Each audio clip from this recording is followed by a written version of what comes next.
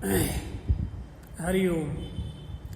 शारदा शारदाम्भोज वदना वदनाम्बुजे सर्वदा सर्वदास्माकं सन्निधिं सन्निधिं क्रियात्। व्याकरणाचार्ये उत्तरार्धे द्वितीय प्रश्नपत्रे लघुशब्देन्दुशेखरे टाब्रिचि इति सूत्रे अद्य चर्चा करिष्यते। तत्र एतस्मात् सूत्रात् पूर्वं पादोन्यतरस्याम् इति सूत्रं वर्तते। तस्य च सूत्रस्य वृत्तिर्लिखिता पाद शब्दः कृतसमासान्तः तदन्तात् प्रातिपदिकात् ङीप् वा स्यात्।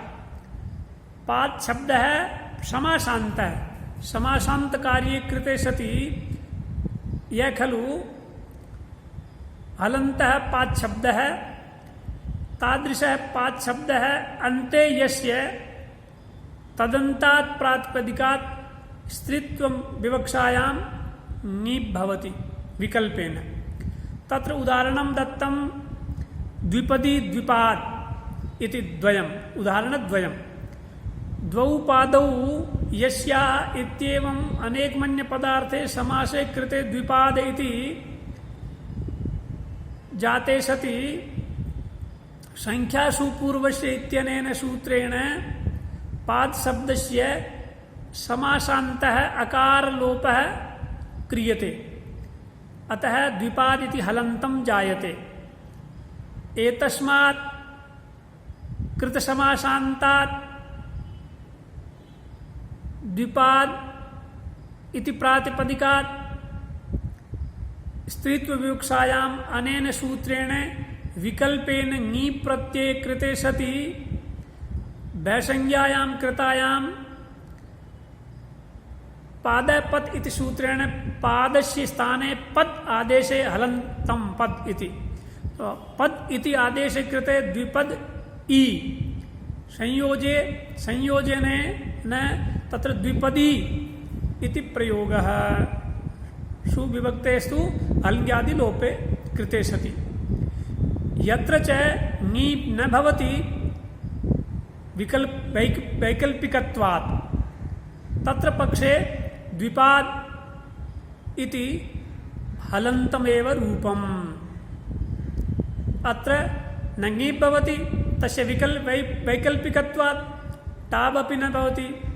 यतोहि अजाद्यतस्ताप् इत्यत्र न तु अजादिगणस्य पाठः न च अस्य अदन्तत्वम्।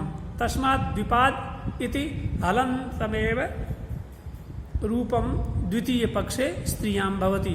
अर्थात् यस्याः द्वौ पादौ वर्तेते तादृशी काचित् स्त्री अथवा स्त्रीलिंगे या कापि व्यक्तिः तस्याः कृते द्विपदी द्विपाद इत्येवं प्रयुज्यते। इदानीम् अग्रिमं सूत्रं वर्तते टाब्रिचि इति। अत्र टाप् इति नवीनं किमप्यागतम्, अतः ङीप् नागच्छति इति। रिचि रिचिवाच्यायाम् अर्थात् कृतसमासान्तात् प्रातिपदिकात् टाप् भवति। कदा? रिचि अर्थात रिचिवाच्यायां यदि कृतसमासान्त प्रातिपदिकस्य वाच्यार्थः अर्थात यह वाच्य है अर्थ है स ऋक् चेत् ऋचा चेत् अर्थात वैदिक मंत्रस्य कृते यदि द्विपाद इत्यादि शब्दानां प्रयोगः क्रियते चेत् तादृशात् कृतसमासान्तात् प्रातिपदिकात् टाब् भवति इति सूत्रकारस्य मतम्। तत्र अयं टाब् प्रत्ययः अनेन सूत्रेण नवीनतया विधीयते। पूर्वसूत्रेण तु ङीप् विधीयमानः आसीत्। इदानीं टाप् अनेन क्रियते चेत् अयं टाप् तस्य पूर्वसूत्रोक्तस्य ङीपः अपवादः अस्ति वा? केन रूपेण अस्य टापः अत्र प्रवृत्तिर्जायते इति प्रश्नः। अस्मिन् प्रश्ने प्राचीनाः नैयायिकाः प्राचीनाः वैयाकरणाः वदन्ति यत् पूर्वसूत्रेण प्राप्तस्य ङीपः अपवादोऽयं टा, अर्थात ऋचिवाच्यायां पूर्वसूत्रेण प्राप्तस्य अर्थात पादोन्यतरस्याम् इति सूत्रेण प्राप्तिर्भवति यस्य तादृशस्य ङीपः अयं टाप् अपवादभूतः, अपवादरूपेण अयं टाप् तं ङीप् प्रत्ययं बाधते इति प्राचीनानां मतम्। नागेशभट्टः अत्र लघुशब्देन्दुशेखरे प्राचीनानां तन्मतं न स्वीकरोति। नागेशः अत वक्ति पूर्वसूत्र प्राप्त ङीपोपवादः इति प्राञ्चः तच्चिन्त्यम्, प्राचीनानां तन्मतं चिन्त्यं वर्तते, चिन्तनीयं वर्तते। अर्थात तत्र नागेशः स्वकीयाम् अरुचिं प्रदर्शयति। अत्र हिन्द्यां यदि वदामि चेत् साधुतरं भवेत्, अतः हिन्द्यां वच्मि। यहाँ एक सूत्र पूर्व में पादोन्यतरस्यां, वो कृत समासांत पाद शब्द, अर्थात पाद शब्द में कृत समासांत होने का मतलब हो गया अकार का लोप, समास के अंत में होने वाला अकार का लोप, संख्या सुपूर्व से सूत्र से किया जाने वाला लोप। ऐसा लोप करने के बाद में जो पाद शब्दांत या कृत समासांत, ये पाद शब्द है अंत में जिसके, ऐसे प्रातिपदिक से स्त्रीत्व विवक्षा में ङीप का विधान विकल्प से करता है। उसका उदाहरण दिया दो, एक बना द्विपदी और दूसरा बना द्विपाद। दो है पैर जिसके, दो पादौ यस्या, इस प्रकार से द्विपाद शब्द अनेक मन्य पदार्थ समास करके और संख्या पूर्वस्य उस सूत्र से समास के अंत में एकालोप करके द्विपाद हलंत बनाया।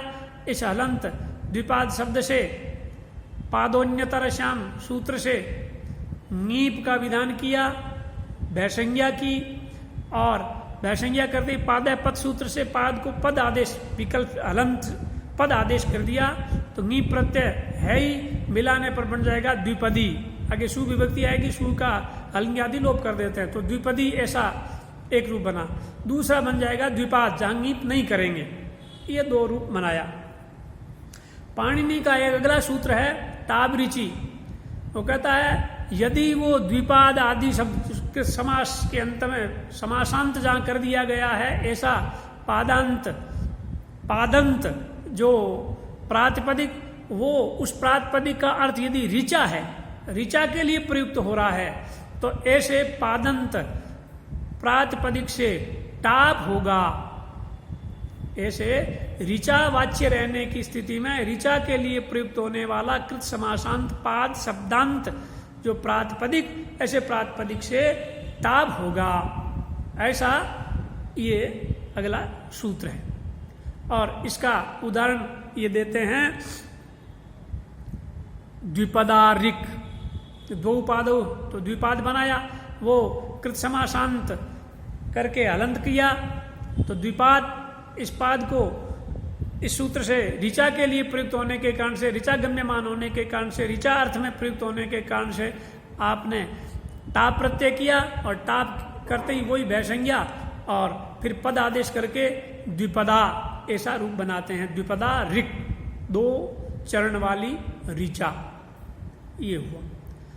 अब ये टाप पूर्व सूत्र वाला जो ङीप है, उस ङीप को यहां क्यों नहीं होने दे रहा है? द्विपदा ऋक किया आपने, द्विपदी नहीं किया, ऋचा के लिए द्विपदा किया, तो ये टाप इसका मतलब ङीप को बांधता है। तो ये ङीप किस रूप में बांधेगा? ये बाधक क्यों हो रहा है? तब कहा, प्राचीन वैयाकरण कहते हैं कि ये पूर्व सूत्र से यहां प्राप्त होने वाले ङीप का अपवाद है। अर्थात पादोन्यतरश्याम सूत्र से प्राप्त होने वाले ङीप का अपवाद है ये ऋचा में होने वाला टाप। यहां ङीप की प्राप्ति हो रही थी, लेकिन अपवाद रूप में यहां टाप उसको बाध देगा, इसलिए द्विपदा ऋक् ऐसा रूप बनेगा। ये प्राचीनों ने माना। उस बात को नागेश भट्ट स्वीकार नहीं कर रहे हैं, अरुचि दिखा रहे हैं, इसलिए वो कहते हैं पूर्व सूत्र प्राप्त ङीपोपवाद है इति प्रांच है। ऐसा प्राचीन लोग कहते हैं, पूर्व सूत्र से प्राप्त ङीप का ये अपवाद है, ऐसा प्राचीन वैयाकरण कहते हैं। तच्चिंत्यम, वो चिंत्य है, वो बात ठीक नहीं है, चिंतनीय है। अर्थात नागेश अपनी अरुचि दिखा रहे हैं। तो कहा कैसे, ये चिंत्य क्यों है? तब कह रहे हैं शेषाद विभाषा इति सूत्रस्थ भाष्य विरोधात। यदि इस टाप को पूर्व सूत्र से प्राप्त ङीप का अपवाद मान लिया जाए तो ये सर्वथा इसका बाधक होगा, और सर्वथा बाधक होगा तो फिर तो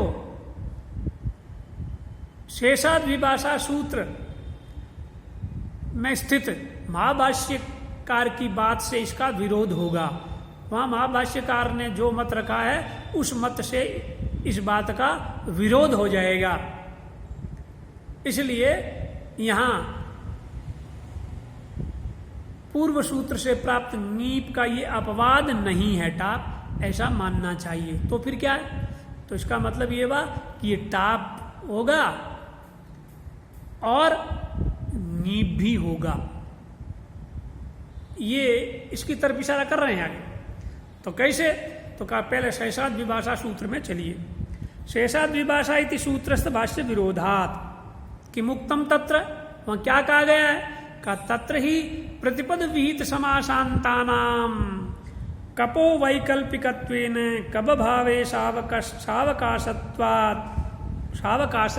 उक्तम। अर्थात कपो वैकल्पिकत्वेन, शेषाद विभाषा सूत्र से होने वाला कप वैकल्पिक है। तो ये कप वैकल्पिक होने के कारण से कप के अभाव वाले पक्ष में अन्यान्य जो प्रतिपद विहित समासांत हैं, समास के अंत में होने वाले अन्यान्य कार्य, बहुत से कार्य हैं, वो सारे के सारे कार्य सावकाश रहेंगे। अर्थात जहां कप नहीं होगा उस पक्ष में उन समासों, उन समासांत कार्यों का भी अवकाश यानी अवसर रहेगा, उनको भी मौका मिलेगा, वो कार्य भी होते हैं, ऐसा कह रहे हैं। उसी रीति से अर्थात शेषाद विभाषा जैसे वैकल्पिक है, तो वैकल्पिक होने के कारण से जहां कप नहीं होता है उस पक्ष में वो समासांत सारे कार्य अवकाश सावकाश होने के कारण से प्रवृत्त हो सकते हैं, होते हैं। वैसे ही अत्र तद्रीत्या अत्रापि या अस्यापि पूर्व सूत्र से वैकल्पिकत्वेन तदभावे सावकाशत्वात्, तद्रीत्या मैंने शेषाद विभाषा सूत्र वाली रीति से अस्यापि पूर्व सूत्र से वैकल्पिकत्वेन, ये जो पूर्व सूत्र है पादोन्यतरश्याम, जो विकल्प से ङीप करता है, ये वैकल्पिक होने के कारण से जहां ङीप नहीं होगा उस पक्ष में ये टाप सावकाश है, टाप को अवसर मिल रहा है। तो जब अवसर मिल रहा है तो वो उसको नहीं बाधेगा, वो उसका अपवाद नहीं हुआ। शेषाद विभाषा की तरह ही यहां पर भी ये पादोन्यतरश्याम सूत्र से होने वाला वैकल्पिक ङीप जहां नहीं होगा उस ङीप के अभाव वाले पक्ष में ये टाप को भी अवकाश प्राप्त होगा, ये सावकाश रहेगा तो टाप हो जाएगा, इसलिए ये उसका विकल्प का, उसका ङीप का अपवाद नहीं है। ऐसी ही बात बहुव्रीहे रुदशो ङीस इत्यत्रापि भाष्ये स्पष्टम, उस भाष्य में भी यही बात अनंग के विषय में वहां है। उदसो अनंग, सो अनंग करें कि नहीं करें वो भी समासांत है। तो वहां उस सूत्र की चर्चा वहां जब सूत्र में चलेंगे उस समय देखने की, यहाँ समय कम होने के कारण से इसको बहुब्रीहि रुद्सो ङीस वाला यहाँ ये न देख करके मूल बात को यहाँ बता देते हैं कि बहुब्रीहि रुद्सो ङीस इस भाष्य में भी ये बात स्पष्ट रूप से आई है। अतएव इसीलिए न्याय प्रातिपदिकात सूत्रे पाद शब्द समानार्थकम अकारांतम पद शब्दम अंगीकृत्य तत् प्रत्याख्यातम, अर्थात अतएव माने टाप नीप का अपवाद नहीं है। टाप ऋचि सूत्र से किया जाने वाला नीप पादोन्यतरश्याम सूत्र के द्वारा प्राप्त नीप का अपवाद नहीं है। ऐसा मानने के कारण से ही न्याय प्रातिपदिकात सूत्र में पाद शब्द के समानार्थक अकारांत पद शब्द को पृथक से स्वीकार किया। जैसा पाद शब्द है उस पाद शब्द का जो अर्थ है उस अर्थ के समान ही अर्थ वाला एक अकारांत पद शब्द भी है, ऐसा स्वीकार किया। और ऐसे उस पद शब्द से अजाद्य तस्ताप से टाप करके और आप द्विपदा ऋक ऐसा बना लेंगे, ऐसा बन सकता है। ऐसा मान करके महाभाष्यकार ने इस टाप ऋचि सूत्र का खंडन कर दिया, प्रत्याख्यान किया। अर्थात ये टाप उस ङीप का अपवाद नहीं है, बल्कि ये सावकाश है। वो ङीप विकल्प से होता है तो दूसरे पक्ष में ये टाप हो जाएगा, तो इसलिए उसका ये अपवाद नहीं है, ऐसा स्वीकार किया। तो कहा ये अकारांत पद शब्द भी है इसी पाद शब्द के अर्थ वाला ही, इसमें कोई प्रमाण है क्या? तब कहा श्रूयते च छंदसी तस्याः सप्ताक्षरम एकम पदम, ये छंद में यानी वेद में ऐसा सुनने को मिलता है क्या? तस्याः सप्ताक्षरम एकम पदम, 7 अक्षरों वाला उसका एक पद है, अनुचरण है, अर्थात एक पाद है इत्यर्थ है, इस अर्थ में ऐसा भाष्यकार ने कहा। तो ऐसा होने के कारण से ये भाष्यकार का वचन संगत हो पाता है। तदा ही जब ऐसा आपने मान लिया तो ही तदा ऋच्यपि एक पदी एक पाद इति इष्यते व, अर्थात ये टाप पादोन्यतरश्याम सूत्र के द्वारा प्राप्त होने वाले ङीप का अपवाद नहीं है, बल्कि ये भी उसके वैकल्पिक पक्ष में, अभाव वाले पक्ष में सावकाश होने के कारण से ये भी लग जाता है। इसका मतलब वो भी लगेगा।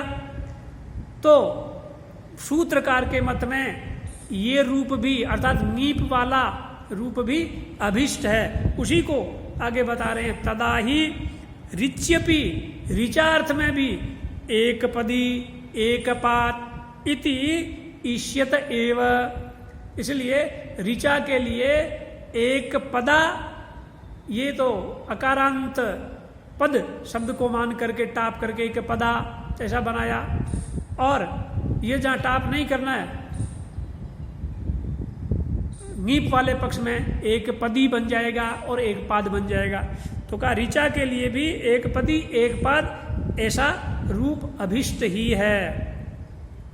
एवंच, इस प्रकार एक पाद ऋक् इत्यस्य सूत्र मते सिद्धये टाब ऋचि इत्यत्राप्यन्यतरस्यांग्रहणं मनुवर्त्यम, इसलिए टाब ऋचि सूत्र में पादोन्यतरश्याम सूत्र से अन्यतरश्याम की अनुवृत्ति की जानी चाहिए। का क्यों, किस लिए? तो कहा एक पाद इत्यस्य सूत्र मते सिद्धये, सूत्रकार के मत में एक पाद ऐसा सिद्ध करवाने के लिए, क्योंकि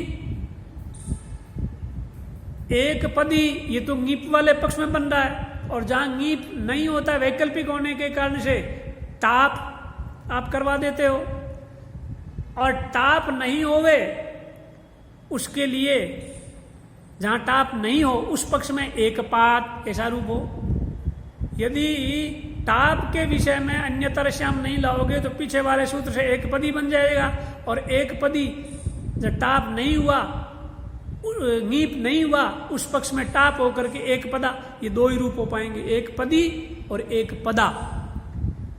एक पाद ऐसा रूप भी सूत्रकार के मत में अभीष्ट है, और वो करवाने के लिए अर्थात नीप भी नहीं और टाप भी नहीं हो, उसके लिए आपको टाप रुचि यहां पर भी अन्यतर श्याम का अनुवर्तन करना चाहिए।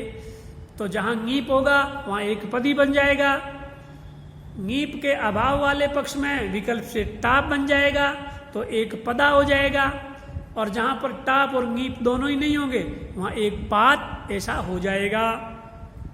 तो इसी बात को कह रहे हैं, एवं च एक पाद ऋक् इत्यस्य सूत्र मते सिद्ध है। सूत्रकार के मत में ये एक पाद ऋक् ऐसा सिद्धि करवाने के लिए टाप रुचि इत्यत्र अन्यतर श्याम ग्रहणं अनुवर्त्यम, इसका अनुवर्तन किया जाना चाहिए। तो कहा ये महाभाष्यकार जब कह रहे हैं कि पाद शब्द के समानार्थक पद शब्द है, उससे एक पदा ये का सिद्ध कर लेंगे, तो फिर एक पद कैसे रूप होगा? पद के समानार्थक महाभाष्यकार ने पद शब्द से बनाई यही रूप, इसका मतलब पाद यहां प्रयुक्त नहीं होता है। तो कहा नहीं ये मत समझ लेना, पादंत ऋचा के लिए प्रयुक्त नहीं होता है, उसका अनभिधान है, ऐसा भाष्यकार का मतलब मत नहीं है। भाष्यकार ने ये कहा कि पाद के समानार्थक पद भी है, उसको स्वीकार करके टाप रुचि का खंडन किया। ये बात का मतलब ये नहीं है कि पादंत जो शब्द है वो ऋचा के लिए अनभिहित है, ऐसा मत मानना। क्यों कि यदि ऐसा अनभिधान मान लेते हो पादंत का ऋचा के लिए महाभाष्यकार के मत में, तब तो फिर निबंध प्रयोगस्य सूत्र रीत्या इष्टस्य असिद्ध्यापत्ते है। ये निबंध प्रयोग जो है एक पदी, ये प्रयोग ही जो कि सूत्र कार के मत में बना रहे हो उसके भी असिद्धि की आपत्ति आ जाएगी। इसलिए ये पादंत क्योंकि पादंत को ही तो पदादेश करके एक पदी बनाते हो, यदि पादंत ऋचा के लिए अनभिहित है ऐसा भाष्यकार का मत मान लेते हो, ऐसा भाष्यकार का आशय मान लेते हो, तो एक पदी ये जो रूप सूत्रकार के मत में बना रहे हो वो भी नहीं हो पाएगा, उसकी भी असिद्धि की आपत्ति आ जाएगी।